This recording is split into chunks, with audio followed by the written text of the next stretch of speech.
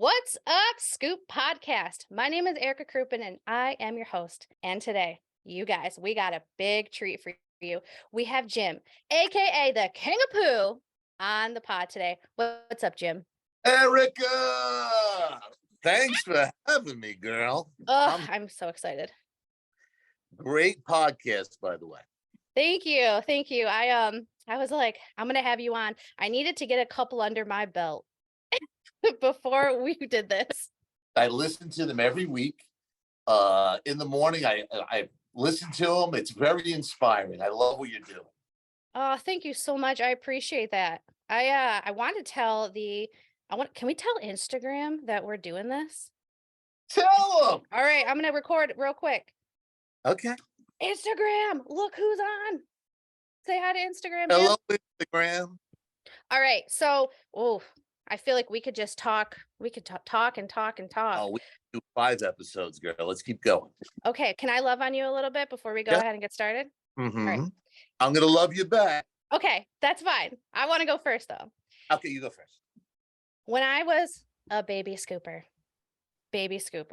I did research online and there wasn't a lot of content out there, but there was you on the internet, King of Pooh, and I had read your articles, I had looked at your stuff, and I had an issue with goose poop.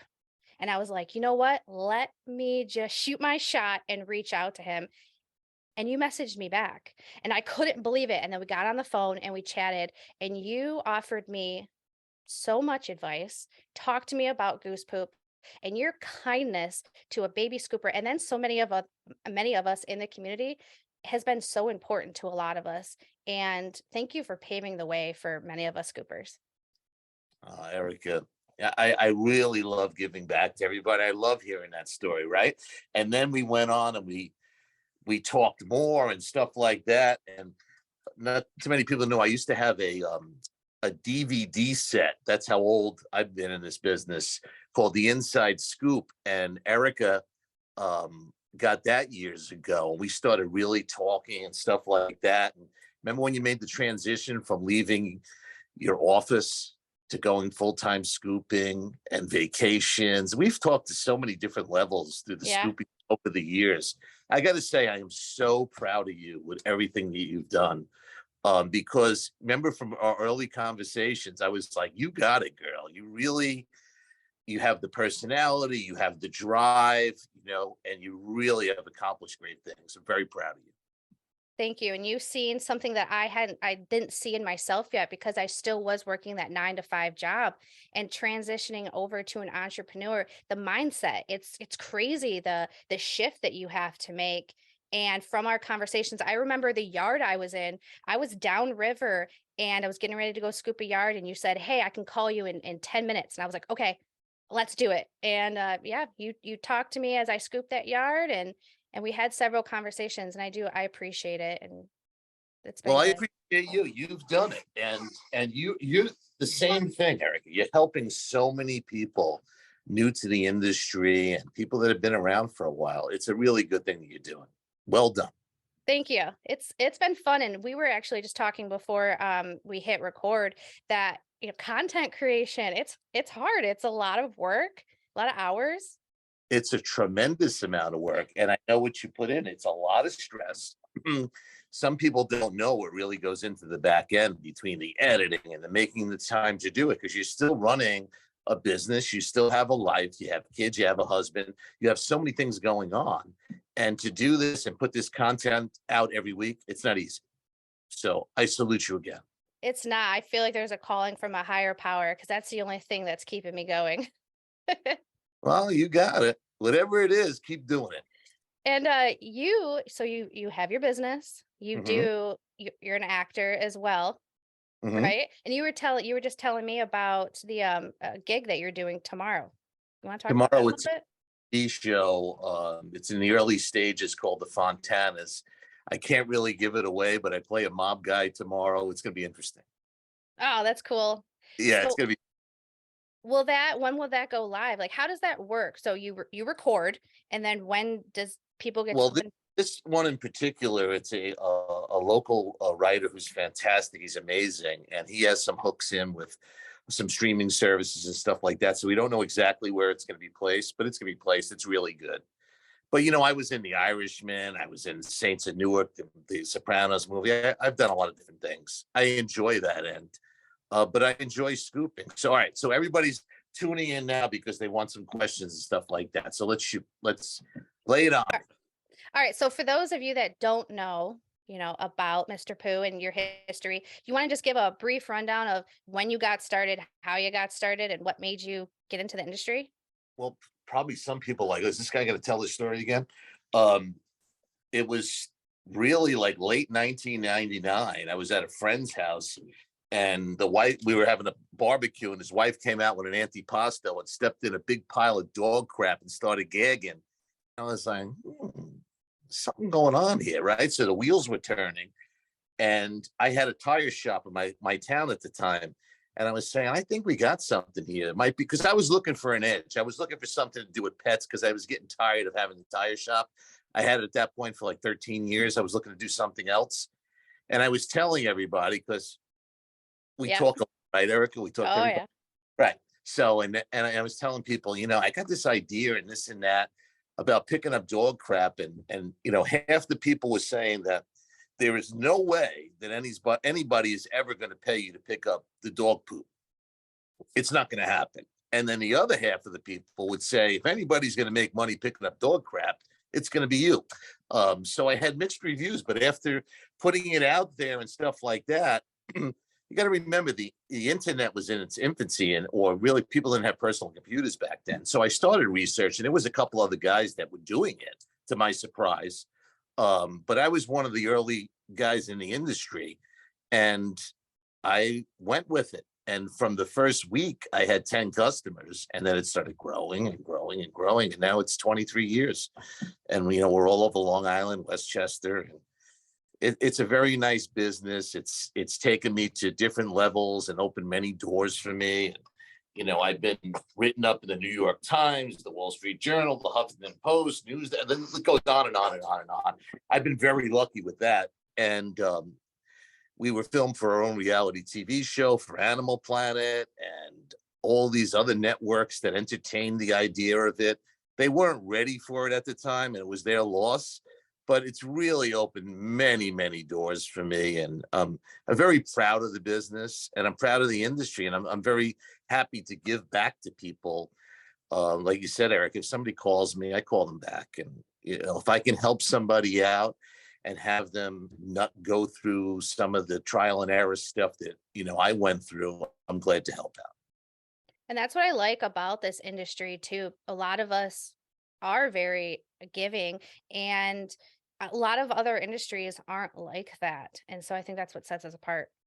It's true, right? So even from the pet waste technicians website, there's so many nice people. If you notice, there's so many people getting into the industry. And how many people would ask us, oh, we don't want competition, we don't want this, we don't want that. Look, it's all healthy. Well, we said all the time, there's plenty of dog butts out there for everybody. This, it's endless. So if we can help people and have healthy competition, we embrace it. It's true because it creates awareness, right? So the more people that see the service is available, it becomes more normal, and it's not as like stigmatized because it's like, oh, I have a pooper scooper. Well, we need to bring up awareness, like you're saying, Yeah, right? Because when I first started, people were like, oh my God, where have you been? We didn't even know this existed. right. Right. And then we were one of the first guys, companies to have a website. Nobody even had websites back then. I'm so old. You don't even remember, right? You remember MapQuest? Are you old enough for that? I briefly remember it when I snuck out of my parents' house and went to Lapeer, Michigan and printed off because I was the only one with a printer because we, Uh, had a little money. I printed off the directions with my friends, snuck out of my bedroom window and hopped in the car, and we map quested from like Detroit, Michigan to Lapeer to go party with guys we shouldn't have been hanging with. there you go. Well, there you go. But anyway, could you imagine now sending your technicians out with MapQuest? No. That's what we did. Go 2/10 of a mile, make a right. go 5. Yeah, what? That's how we operated because there was no GPSs that Nope. were really affordable back then, and we slowly integrated that in. And then I partnered with TomTom Web Fleet many years ago, and we adapted their GPS to the poop scooping industry. And we were one of the first to put that in our trucks. But the problem with that was they were hardwired. So we had to Mm. have these special boxes tied into all of our vehicles. They had to be synced every single night up until a few years ago, until we switched over. We would have to send the routes out, which were optimized by us, to the specific trucks. And then we had to have a remote link to our office in Locust Valley. So we had to log in wherever we were into our computer to that program to then use this you get a name of it. It was like a routing wizard to wirelessly send the routes to each truck. And then we hoped that the trucks would receive it and the scoopers were able to get it in the morning. It was a complicated process. We've since, obviously, with all the advancements with the new software and stuff like that, we have eliminated that. But it was a bear for a long time.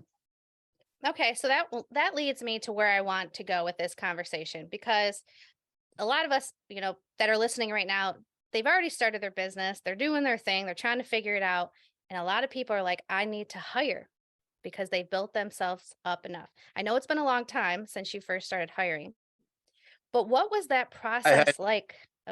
Go ahead. What? I hired a guy 2 days ago. I got a whole opinion on that. Shoot.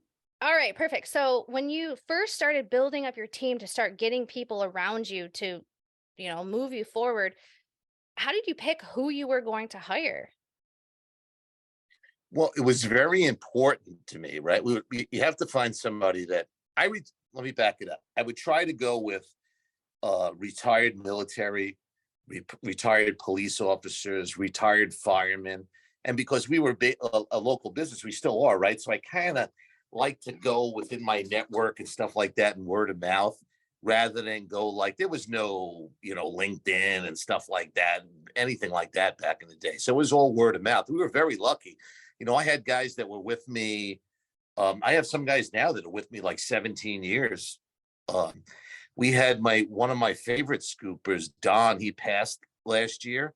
He was 84 years old and still scooping. He made me promise that I would never ever let him go because he wanted to scoop up until he couldn't scoop anymore. He really did. He scooped up until the last 3 weeks that he couldn't really function anymore. I remember we talked about that and you guys were just Right. torn to pieces. Such a good guy. All the customers loved him. He's just a special, special man. Well, that goes to prove that you provide a company and a culture where people want to stay that long. And you want to talk on how important that is to create. Well, whether it was my tire shop or this business or some other stuff that I did, it's always a two-way street, right? And we have a unique business. So you want to have a business where it's structured. And of course, you want to have guidelines for your guys to be in, but we can also go outside the box and make it a fun type of business, which it is, right? So you got to have a good sense of humor. You got to really love animals. If you don't love animals, you shouldn't be in this business. Right. Um, but and we laugh about one thing one time, right? I hired somebody. She was very nice, and we trained her, and she's walking around in circles when they're training her and stuff like that. And we didn't realize she was colorblind. She couldn't tell the difference between dog crap and dirt. So that's why we were kidding around with saying we're hiring somebody. We do ask if they're colorblind because it's a question that we would have never thought of, right? I never thought of it. And when you said that to me the next day, I asked my new guy and he laughed. He's like, no, why? It's true, right? It's Uh-huh. true. But as far as hiring people, it's a whole different ball game now, right? Because when we were doing it, you guys that know me, you always hear me complain about New York. I'm a New Yorker, as you can tell. But New York and California, we're getting slammed compared to the other countries, other states. And when I see you guys posting like, we don't take the poop, that goes crazy with me because these Karens and everybody on Long Island, they would never let us put the poop in their garbage bales. Never. Um, and the way you guys can pay people, like I have friends that are in different states. Like my friend Jamie Coons, right? He's in Kansas. A lot of college kids and stuff like that have their own pickup trucks and stuff like that. Like on Long Island, they don't. So he's able to harness a lot of the college kids and they use their own trucks. He's able to pay them a stipend for mileage and 1099 them and stuff like that. That is such a different and easy business model. In New York, getting back to hiring people, it's very difficult now, right? Because before we were paying people minimum wage on Long Island was 7.56 an hour, and we were coming in at $10 an hour and looking like heroes to everybody. They loved working for us, and it was a higher wage and whatnot. But now with the chooches we got on Long Island and in the White House, they raised the minimum wage to $15. So now we're starting at $15. And it really, it's very difficult. Excuse me. Payroll is through the roof. Yep. Car insurance in New York, I make your head spin. It's disgusting here in Michigan as well. And then you guys saw me put a rant on the blog, the Facebook page about workman's comp. Workman's comp in New York, they're like, it's their word or nothing else, right? So when you dispute it, it's a big problem. I'm currently disputing my classification because they have me misclassified, and then they keep auditing you, and then they send you a bill for the audit, and they're just like, pay it. Well, no, it's misclassified. So I'm fighting with that now. These are all the things of being in business that, Erica, right? So these are things that come up, but you have to defend yourself and you have to watch everything because right now everything's going up. Fuel costs, I don't have to tell anybody out there. It's just ridiculous. So hiring people is a challenge. I've hired a few people lately that didn't work out. And it's just the nature of the beast right now. You have to keep what I should say is don't settle for a body just because I know it's easy to do because you're frantic and you got to get routes done and you have a lot of customers. It's better to wait a little bit longer and find the right person. And then you'll be happy because you want to look at it as a long-term investment. Now, how soon do you let somebody go? Do you have like a 30, 60, 90-day trial period? We have less than that, right? Yeah. We don't put them on the books for probably 3 or 4 weeks. We feel them out. Well, I'm going to say on the books. We don't put them into the payroll system until then because we want to make sure they have a probation period.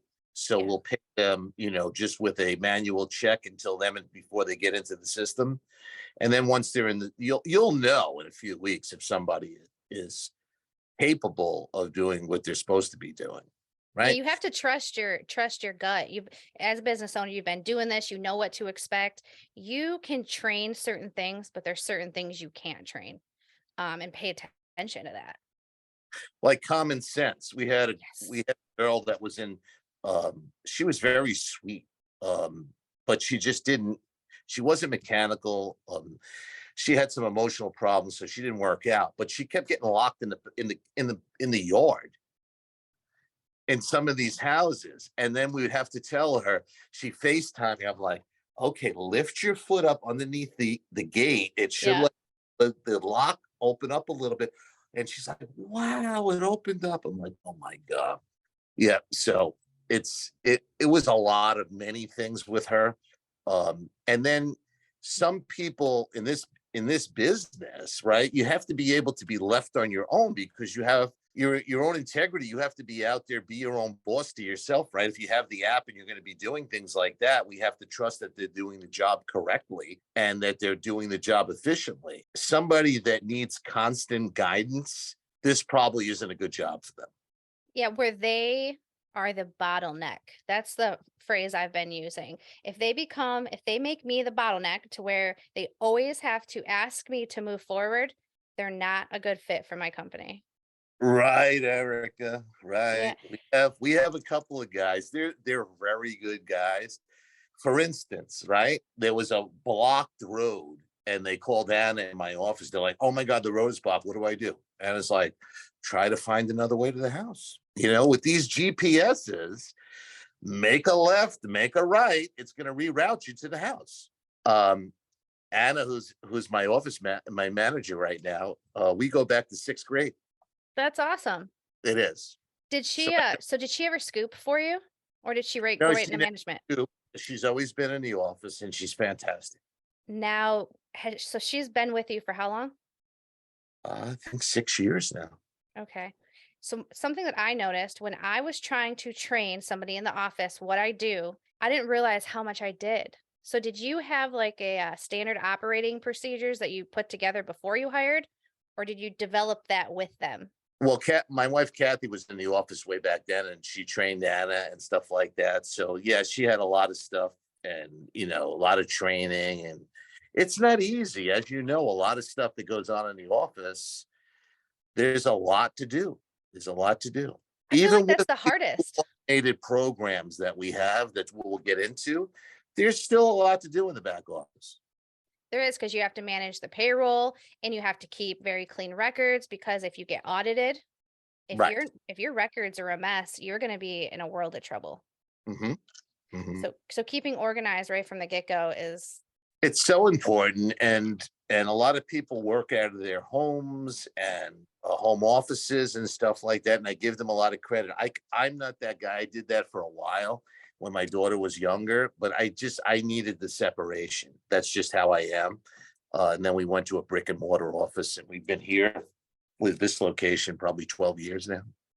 well, I think a lot of companies have a hard time making that transition because one, their prices aren't right, so they can't afford it, or they just haven't quite figured it out. So if you have some suggestions for anybody that is in the office, home office, and they're looking to get out, what are some tips that you would suggest of maybe picking a place? Well, again, the everything is going back to basic marketing: location, location, location. If you're able to find a high traffic location, um that's a key, right? Because our trucks are really our mobile billboards, right? So I'm in a very high traffic location, extremely high traffic location, in an affluent neighborhood in Locust Valley on the North Shore, the Gold Coast of Long Island. So the amount of cars and people that go past my office and see my trucks, people are funny. If I get another truck, oh, you got another truck? They always they're in tune to what's going on. They're very I guess nosy, but it works out to our advantage. I think So, if I would have done things differently, I'm I sorry. I think if I would have done things differently and I wanted to keep taking the poop, because the reason why I quit taking the poop is because I couldn't get rid of it. So I had to stop. Am I glitching out? No, you're not. I'm just Oh, thinking. I think oh, I was out my brain. Anyway, it's all right. yeah, to take the poop away, for not take a poop away on Long Island, I just don't understand the dynamics, because most homes on Long Island have their garbage, because of raccoons and everything else, in their garage. So if we service the house, it's bad enough trying to get in their backyard, let alone trying to put the poop in somebody's garbage pails. It would just never work on Long Island. And like I was kidding about with the Karens and stuff like that, this is a rough area. If you're saying that you're a pet waste removal company and you're not removing the waste, they would be all over us. What am I paying you for? Why are you leaving it in my house? It's a tough area. So, if you can do it, more power to you. But it would never fly on Long Island. Yeah, I know you had told me that. It's different here because a lot of us leave our trash cans out like on the side of our house. And for us, I have one dump by my house, and that they charged me $147 for a truckload or one turd. They didn't care because it's considered hazardous waste. Or I could drive 45 minutes one way, dump, and that would cost me $50 per truckload. I got nothing around me. So by me not taking it, yes, I lost some customers. I cut payroll down, I cut the stress down. And sometimes I'm still like, oh, I wish I could take it because I know I'd probably have more customers. But until like the dumpster or something opens up, I'm stuck with not taking it. Well, here's a rare instance rather, that we're cheaper than you guys for like hauling away the poop. I mean the dumpsters, our dumpsters. I just renegotiated the contract today, but it's a lot less. It's a lot less. You have a dumpster at your office. We don't have it at the office. I have it at different location. I have one here and I have one in Westchester. But we've actually renegotiated the contract and brought it down a lot. And that's So all with networking, because you wouldn't be able to do that if you didn't network and market with other people, right? well, this I actually keep it on private property. Because the problem is, as you know, nobody wants a dog crap dumpster in their backyard. Because let's face it, come July and August, so nobody wants it there. But what I tell a lot of people that I mentor and stuff like that now, with post COVID and so many restaurants are hurting. If you can partner up, there's so many restaurants that have underutilized dumpsters behind their restaurant. That's the key, right? So a lot of times it's a dead area in a commercial area behind their restaurant, and you could pull in and out with your trucks. And if you're telling them, look, I'll give you $200 a month to offset your dumpster, they're like, do it. They're not even using it to its capacity. Yeah, I was renting a dumpster, and other people in the community also wanted to use that dumpster. So they would fill it up. We would go to dump, and there would be a whole couch in our Oh, dumpster. I know. We went through that. We went through that. And actually I just busted somebody, right? Because they had, not only did they dumped all kinds of stuff with their address labels all over their boxes. So I called up. I'm like, come on. What a bunch of dum dums. Yeah, yeah, yeah, yeah. That's Mhm. funny. So what, like, if you want to be transparent, what are some struggles that you're kind of dealing with now post COVID? Labor is always a problem, and really expenses. We have been going through and analyzing every single line item because, as you know, it gets away from you, right? Yep. We have to do this. This guy didn't show up. So let's say you hired a bunch of people. Let's say, for instance, today I had a scooper over the weekend that tripped and fell and hit his head. He's a sweet guy. We have a big soft heart for him, but now we're like, we're short another guy. So it's you go then from a productive mode for that day into a survival mode, right? So Right. now trying to figure out, I got to get this customer, because customer service is our ultimate goal, right? So we want to give everybody the best value for their money, and you want to be professional. So when you go into survival mode, now you backtrack and you lost the day of moving forward with another project. So that always seems to be the issue, right, in business. And now we're coming into, we had a very mild winter, so we're signing people up like crazy. But when we come into the spring rush, it's really going to be crazy. And the amount of one-time cleanups that we're starting to sign up is really ramping up. So there's a lot going on with that, right? And trucks, and we have a new fleet, which is good, but we still have a few older trucks. But again, the car insurance, truck insurance, commercial for these trucks is staggering. So we're constantly analyzing that.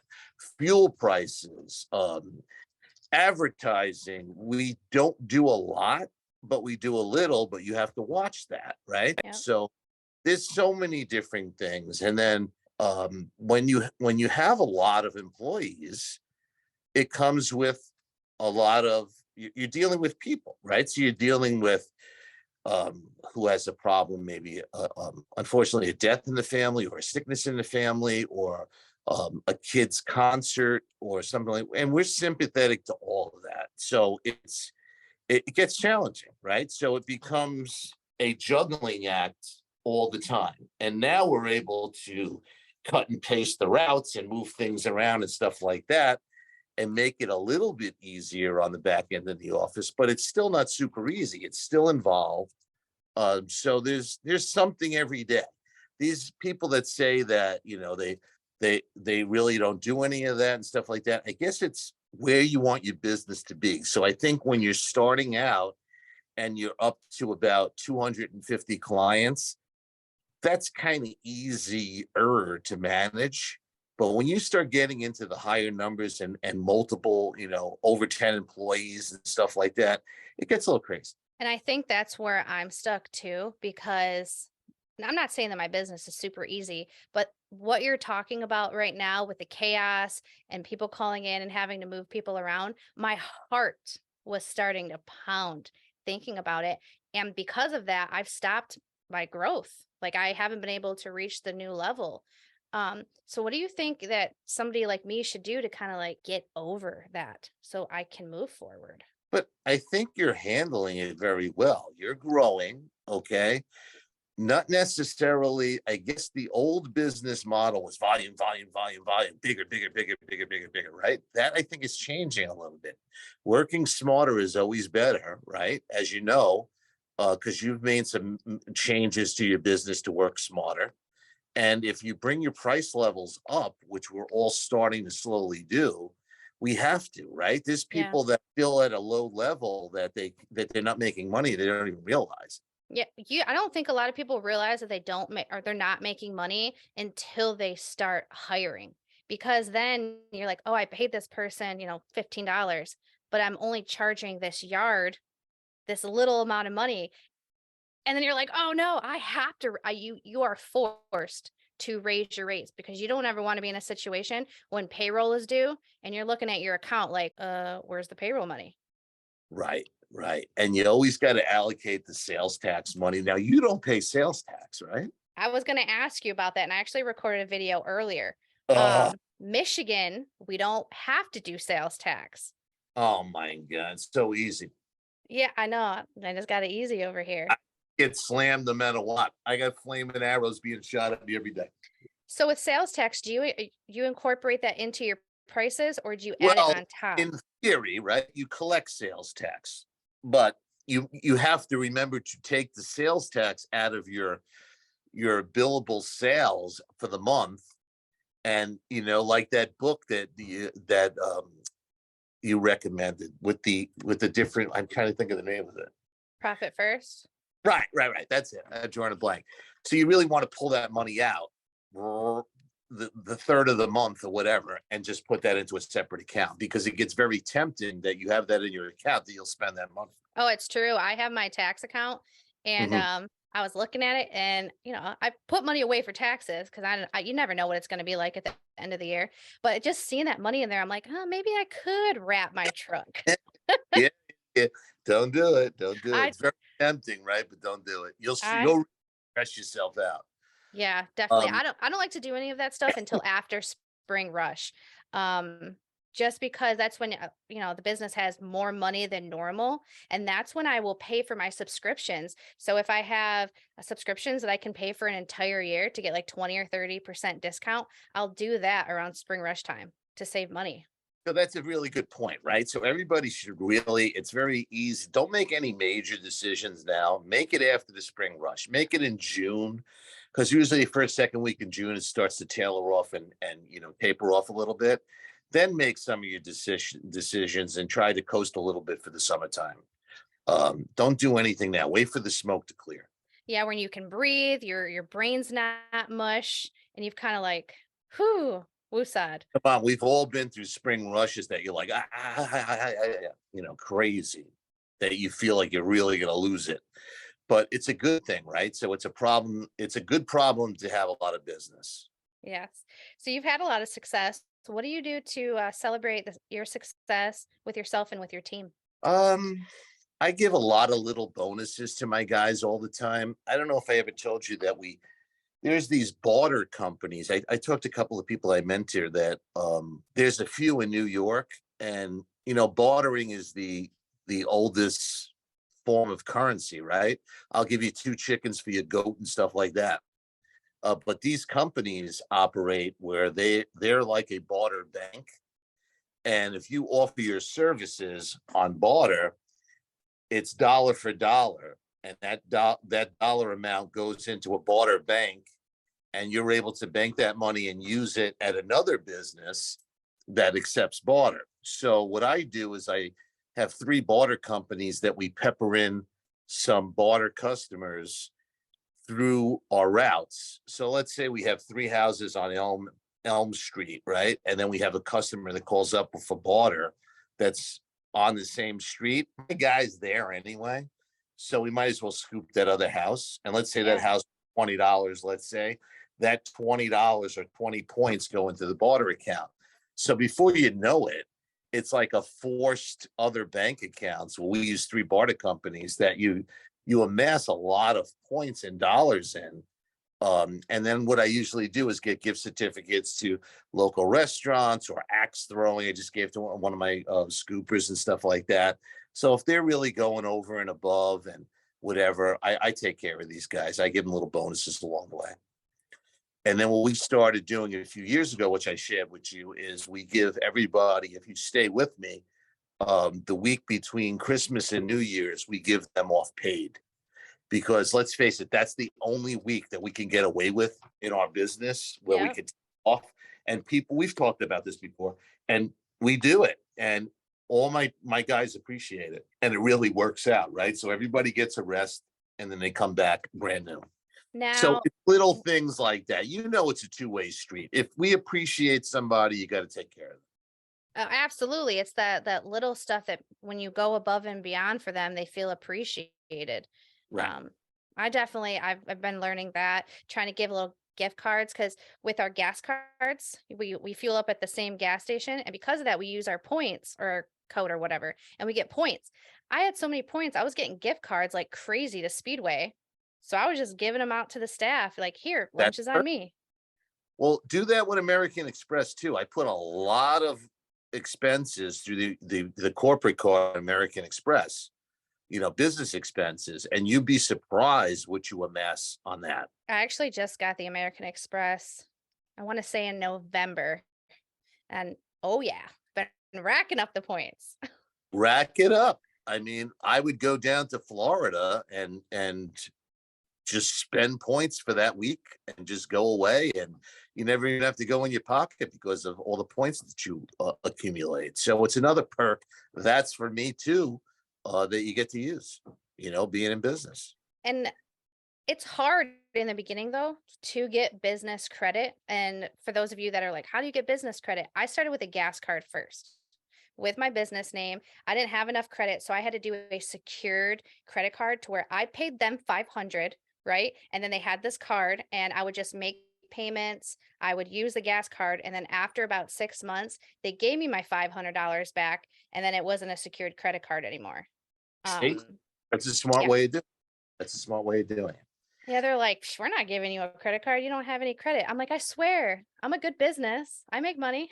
I You would got to build it up. I would give you credit, Erica. You rock. I got the credit now, but just for that credit card. But yeah, for those of you that are listening or watching, check that out if you're looking to build up some business credit. So here's another funny point, right? You probably don't run into this. I keep saying how hard New York is. If our scooper or our technician goes to a house, let's say at 12 o'clock every Wednesday, give or take, right? If it's 12:30 or 12:45 and he's not there, they're calling our office. Where is your guy? And it just blows my mind because landscapers, this, that, and the other thing, they can show up whenever they want. It rained, it didn't rain, this and that. Nobody calls the landscaper, but for some reason, they think it's okay to call the dog poop guy. Yes. Do Oh, you well, get it? yeah. Yeah, I get it. I don't understand it. And it'll be 12 o'clock, like you said. They'll be like, oh, they haven't showed up yet. I'm like, it's okay. They have six more houses in front of you. They're on their way. And that's what's nice about the technology. I know you use a different system than me, but we both have our automated systems, but we can Right. look on there and say, okay, we know where our scooper's at. They will be there in an hour and 15 minutes ish. Right. And the on the way thing has been a godsend. Even today, we had a lady that was complaining about, can you ring the doorbell? And we're like, well, no, but we have the on the way. We sent you something and you never signed up for it, but let's just put you on the way and then everything will be fine. So she was okay once we explained it to her. Another thing is we put in our trucks a sophisticated system where I have a forward facing camera where I could see wherever the guys are going. Plus, we have a breadcrumb tracking system where I can see where they are real time, their speed, where their location is. Then we have an AI camera that faces them. So they can't text while they're driving. They can't smoke weed. It senses it in the truck. They can't really smoke anything in the truck. I was gonna ask you, do you allow them to smoke cigarettes in the vehicles? No. That was one question I got asked. They're like, "Can we smoke, cigarettes in the company vehicle?" And I'm a non-smoker, so of course I said, "Hell no. They ain't smoking in my new vehicles." Well, right, but even I had a tire shop for years and stuff like that. And when you hire a smoker that smokes a lot, they're breaking all day long for a cigarette. If you got a guy that's really addicted to nicotine, they're always smoking. They'll get out of the truck and smoke. They'll get in the truck and smoke. This, that. It's a problem. It's a problem. And if you're paying per hour, time is money. Well, it's another thing, right? So we had guys too. Like I said, some guys can't be left on their own. So we're tracking them, and you'll have guys that'll stop off at. Look, if you got to go to the bathroom, I'm not saying clock out or whatever, but if you're going to clock out and go, if you're going to go to Home Depot and shop around, yeah, you have to clock out. If you're Yeah. going to, guy that was taking returnables off the curbs, he doesn't work for us anymore. And then he was stopping at like Stop and Shop in King Cullen, which is a supermarket on Long Island, and putting the returnables in and collecting the money for returnables while he was on the clock. Now, how'd you find that out? How'd you bust him? Because we see the truck stopped, and at one point, not only was he stopped, the truck was pointing forward, and we have a forward tracing camera. So it's just stupidity, right? Or guys that would sleep. We had one guy that used to sleep behind the dumpster down at the yard. Just taking a little nap. What was that? I said, just taking a little nap. Yeah, just taking a little nap. Imagine napping behind the poop scooping dumpster. Ugh. Listen, I've been tired enough. I would probably do it with my windows up. Yeah, windows up, definitely. So, with all the chaos and everything that goes on, how do you stay motivated after all of these years? Well, I think it's the drive of an entrepreneur, right? We don't take no for an answer. We don't take defeat, and we're constantly trying to improve ourselves. I think it's so important for us to think outside the box. The worst thing for me to do is get caught up too much in the day to day. I have to get out of it and just, have my mind go all over the place and just, think new ideas and stuff like that. So if I find myself in the day to day too much, I need a little road trip, I need a little vacation. That keeps me motivated. How do you pull yourself out of it when you do have the tunnel vision? I can feel it coming on where I need a break. Yeah. And thank God I have great people in the office and stuff like that where I can get out a little bit and just go clear my head. Even being in the field, which I haven't been in the field in a long time, being in the field was therapeutic too, right? Because you start getting into a mindset, and like if I'm driving, my wheels are turning. I got so many thoughts going on, and kind of like when you're scooping too, right? If you're walking through a yard, my mind would be in 50 different directions, thinking of different things, and I guess that's our ADD Yeah. that I'm diagnosed with. But we're all over the place, right, Erica? Mm-hmm. How long has it been since you've scooped? Has it been a while? Probably about 2 years. And before that, probably about 10 years, because we had one of my scoopers in Westchester got COVID. So I went up there with another scooper, and we really had to pick up the slack while he was sick. He was in bad shape. So we had to go up there and handle everything. But again, I don't mind it. I mean, if I had to jump in the field tomorrow, if somebody was down and we had no other option, doesn't make a difference to me. I jump right in the field. Now, do you catch yourself when you're not working off the clock and walking through somebody's front yard? Do you catch yourself scanning the yard just out of habit? Absolutely, right? So I was in a tire shop for how many years? Since I was 16, I was in the tire industry. I still walk past cars and I'm looking at everybody's tires. Yeah, it's so funny. Josh caught me. He's like, "Erica, you're not working. Stop scanning this yard." I'm like, "I didn't even realize I was doing it." Oh my gosh. That's who we are. That's who we are. It's like in us. That's so funny. That's right. Well, you have to embrace it, right? We talked about that all the time. We had people that, some people that called me that I was mentoring or just started to meet, and they just didn't have the mindset. They weren't embracing it. They're like, how long until I could, their mindset was, how long until I can lay on the beach and run my business from an iPad? And their idea of a small business was not the right idea. And I even told a few of them, I don't know if you should be doing that, because they wanted to pull money out of the business at day one. You have to reinvest in the business. It's very important. We talked about this before, years ago, right? You have to walk before you run. So you gotta put your time in. You do. I sacrificed a lot. I mean, I ran out of my personal car for a long time, and the business was making good money. I was making good money, and I remember somebody that an acquaintance was like, "Well, your business can't your business can't be making money. You drive crappy vehicles." And at this point, I had a six-figure business, and I said, "No, my business does make great money, but I'm reinvesting it back into the business so I can grow." Right. You did it the right way. Or when people say to you, do you make money doing that? Like, no, I just do it for a hobby. Yeah, yeah. I just like to smell dog poop. Yeah. What are you, crazy? People, well, Yeah. Yeah, And you have to have that a type of personality that's resilient. You can't be uptight and do this business. we talked about that, right? You Yeah. got to embrace it. You got to have a good sense of humor. You got to become the dog poop guy or the dog poop woman and just roll with it and just have fun with it. I remember years ago at my daughter's Catholic school, meeting people.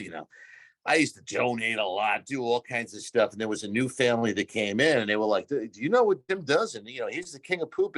And the guy's like pulling his hand back like I had dog shit on my hand. People are crazy. Yeah, we might be weirdos, right? But we're not crazy. Well, I'm not there yet. but give me some more questions. What do you say? Give me some more questions. Come All on. right. Last but not least, but if you could go back to younger Jim and give yourself one piece of advice, what would you tell him?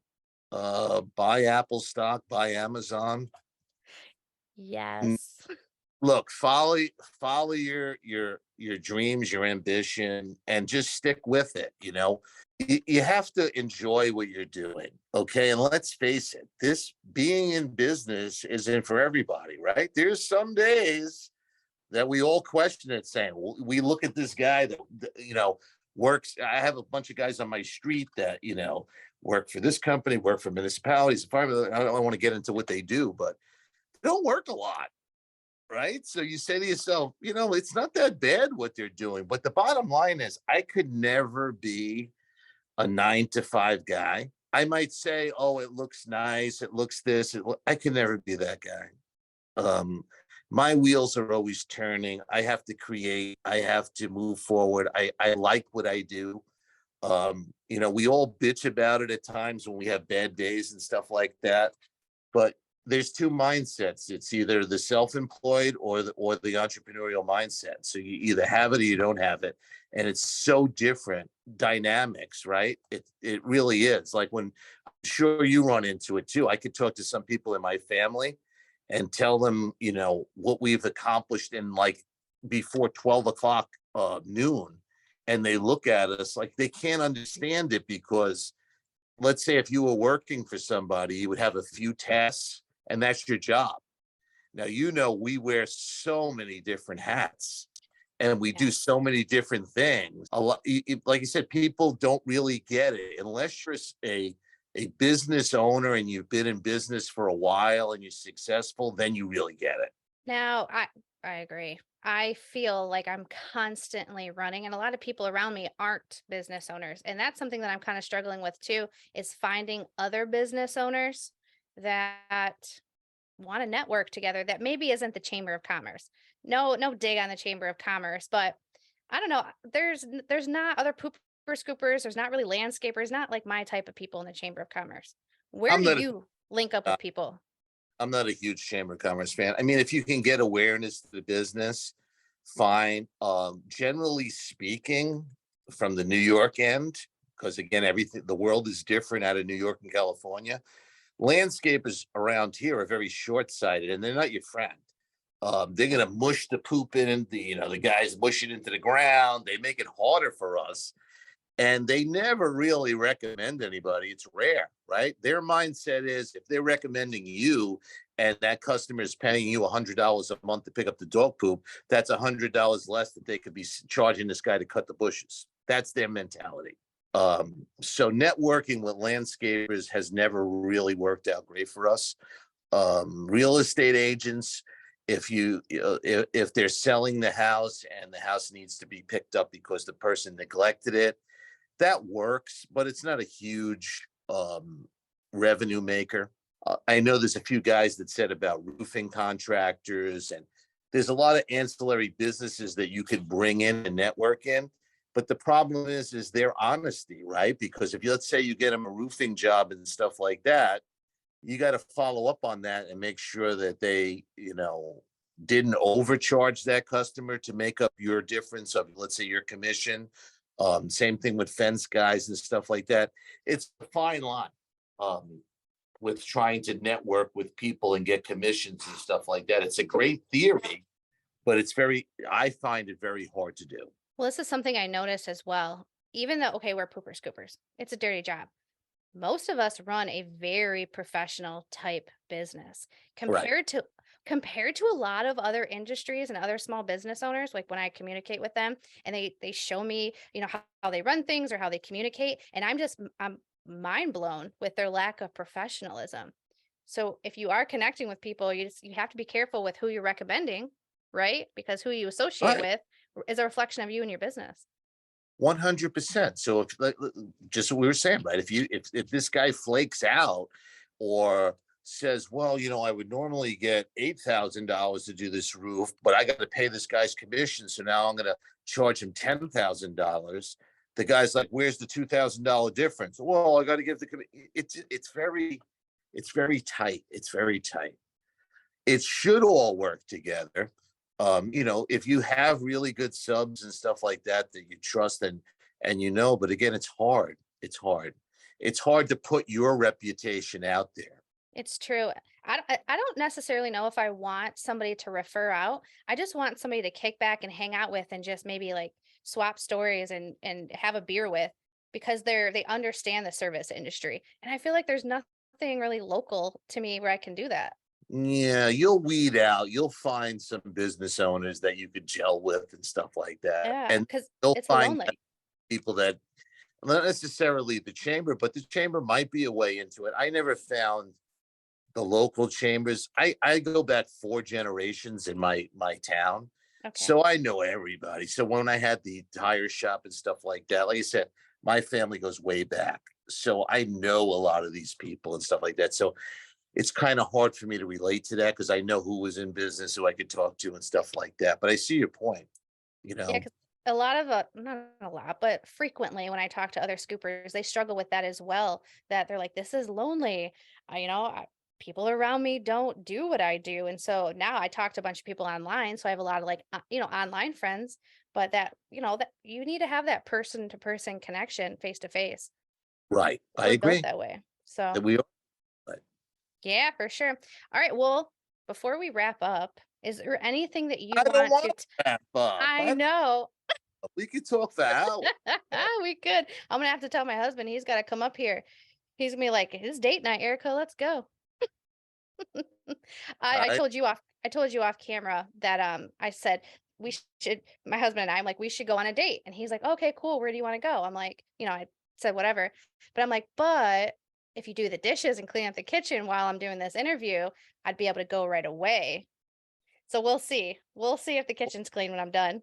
Well, I'm leaving here and I'm getting 2 pies from my buddy Dr. Gambino, and I'm going up to his office and we're having this new pizza place Umberto's opened up in our town, Glen Cove. So I'm getting a Sicilian and a gluten-free for his wife Marissa, and we're gonna have a little pizza party. See, I don't have any of that. I don't have that around here. Erica, come on. I know, I need some local friends. Goodness Uh, gracious. Look, it took me a long time, but I finally. Well, this case, I'm bringing him food, but usually he's giving me cannolis in the back room. He's always got trays of baked ziti. Dr. Gambino's amazing.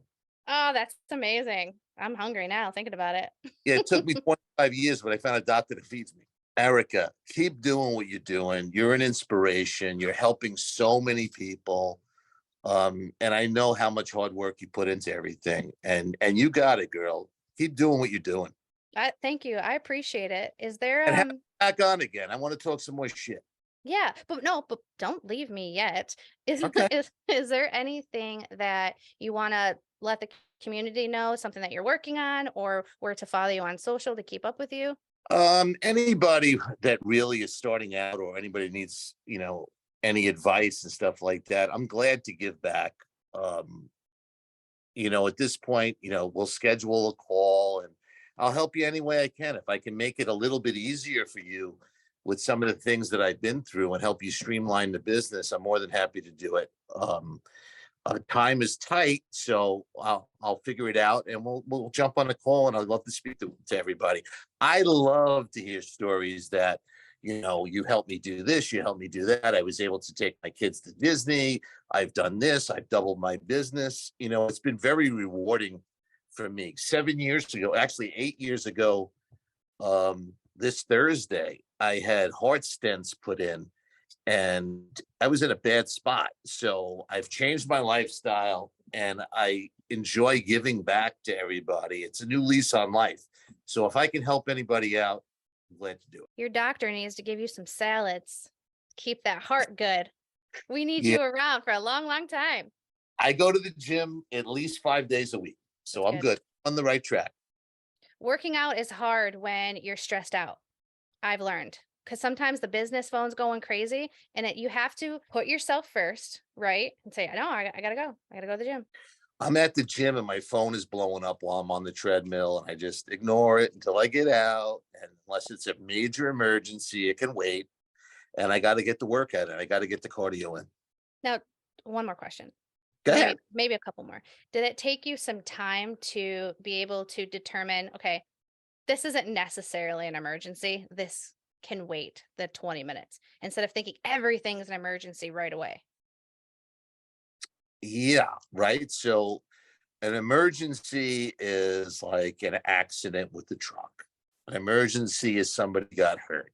Emergency, somebody missing a house or something like that is not an emergency. You can figure that out and send somebody back. What is the worst thing that we have to do? We have to get somebody out of their routine and go back maybe a few miles and rescoop the house. It's not the end of the world. It always comes down to a couple of dollars out of your pocket.